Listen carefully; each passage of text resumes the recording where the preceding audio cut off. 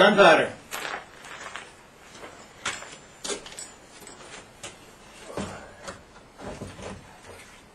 This was a valuable commodity to the people of Bent's Fort, whose lives and livelihood were greatly dependent on firearms. The variety of firearms at Bent's Fort would rival the variety of people found there. People of different backgrounds, professions, and economic status would bring guns of the latest technology and the old tried and true.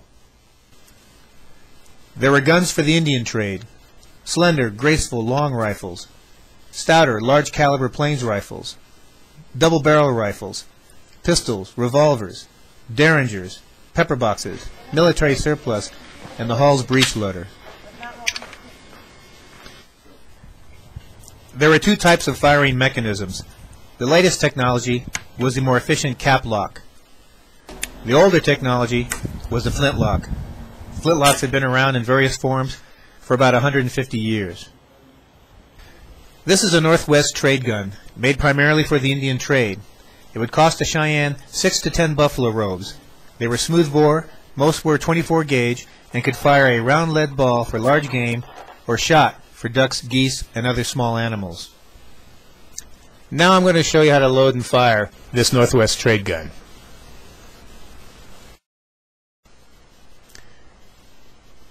First, you want to pour a measured powder charge down the barrel. I'm going to shoot a round lead ball. This ball is slightly undersized. If I put it in the barrel, it will fall to the bottom. But if I tip the gun over, it will fall out. To make it fit tight, I'll put a thin cloth patch over the barrel and then force the ball in.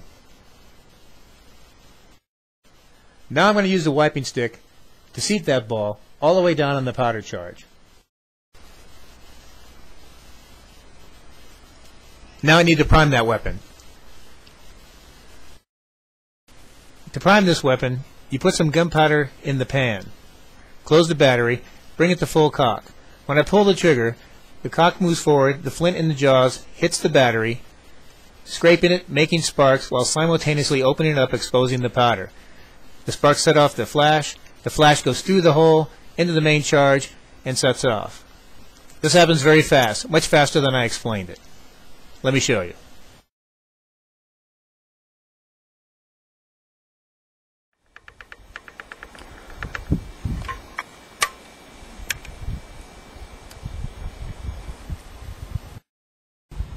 Let's burn some powder.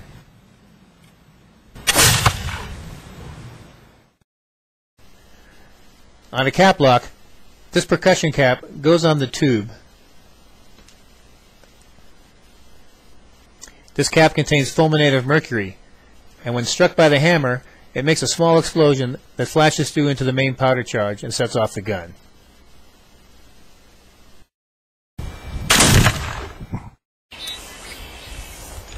To the visitors and employees here, firearms were one of their most important tools. They were vital for trade with the Cheyenne and Arapaho and other tribes, and they were essential for safety and the procurement of food. Hunters were paid $1 a day to ride out of the fort in search of game. According to one account, most meals consisted of buffalo meat, either dried or fresh.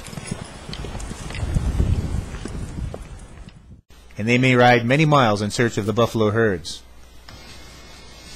An accurate, reliable rifle would be the #1 tool of their trade.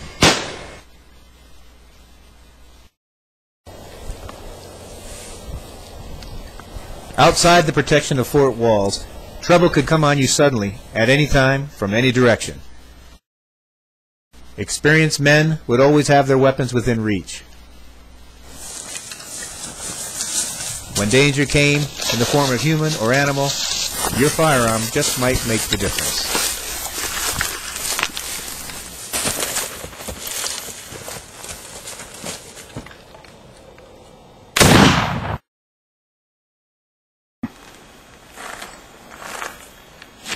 Having a reliable weapon and the skills to use it was pretty important out in this wild country, and it was critical to the success of Bent's Fort.